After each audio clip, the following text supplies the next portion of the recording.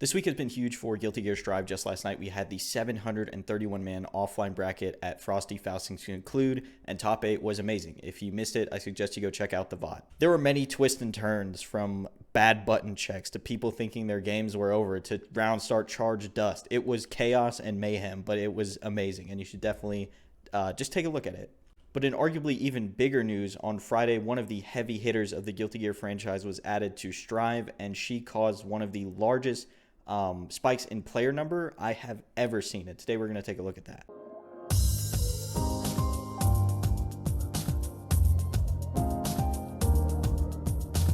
But before we do, if you enjoy this video or any of the ones you might have seen on this channel in the past, I hope you'll consider subscribing. We're close to 3,000, and I'd really appreciate it. Let's get into it. So as you can see right now, there are 5,786 players on, 7,375 in this 24-hour cycle, and an all-time peak of 31,000 when the game came out. And today we're going to be taking a look at this chart here, which basically just weighs player number against Twitch viewers under the Guilty Gear Strive category. And you can see that the player numbers are around 1,600 to 2,800 at any given time. And that might sound kind of low, but if we filter it by 2D fighters, you'll see that it's pretty high, actually. It's usually at the top here at any given time. The only game that really competes with it is Street Fighter V really late at night, like 3 to 4 a.m.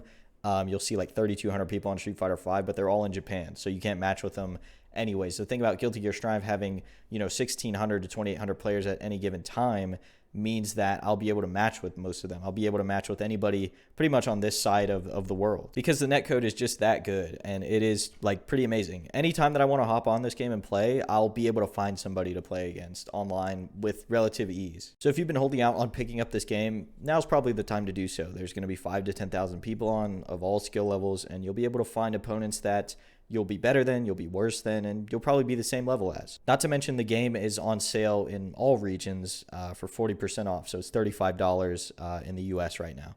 But with that said, let's head back on over to the chart and take a look at this player number spike. So you'll see here before the maintenance, we're at about 2,100 players, 1,400 people watching, and then Biken comes out.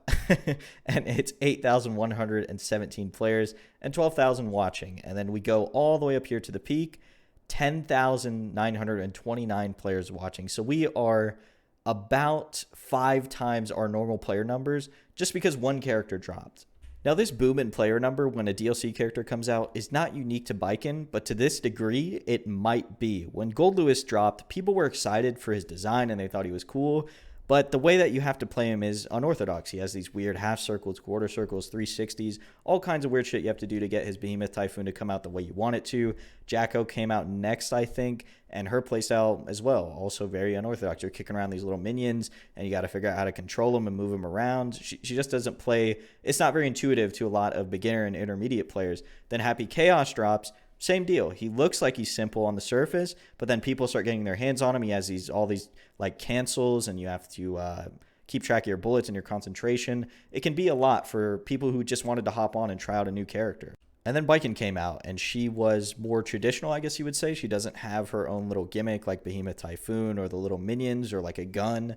Actually, she does have a gun, but it doesn't have to like load bullets, and you don't have to keep track of her concentration. The most you have to keep track of is her tether, which basically just binds you to the opponent. And this can work in your favor or against you even. If you've been on Twitter the past few days, you've probably seen like a bunch of like tether specific routes for other characters. Like if she gets bound to Soul, for example, there's a combo that I saw where you start on the left side and then Soul does like this weird dust loop looking thing, and you end up on the other side of the screen. You've taken 80% and you're getting wall splatted by your own tether. It's some fucked up shit. But it's a very rare occurrence that you're in that situation. You would have to really fuck up with 1, the tether, and 2, just getting counter hit and then launched. I guess you could say it's not a prerequisite for having to play the character. That's the big thing with the other ones, is that you have to know how to use his Behemoth Typhoon to play the character, or you have to understand the minions to play Jacko, or you need to understand how the bullets work and how the concentration works on Happy Chaos. There's also some execution things with Happy Chaos that can be kind of hard. And that's not to say those characters don't have their place in the game. I'm glad they put them in because it shows that they're willing to put more complex and hard characters into a simplified version of the game. But I think for, every 3 hard characters in a season pass, there should be one that is pretty simple that everybody can pick up. And I think Baiken seems to be that. She is pretty simple on a surface level. You can pick her up and press some buttons, but she does have some complexity to her kit, especially in her combo routes. I think she is a good balance of a character, and she's actually really fun. But yeah, that's going to be it. I hope you enjoyed this video, and if you did, please consider subscribing. And I hope you look forward to some Baiken gameplay on the channel very soon.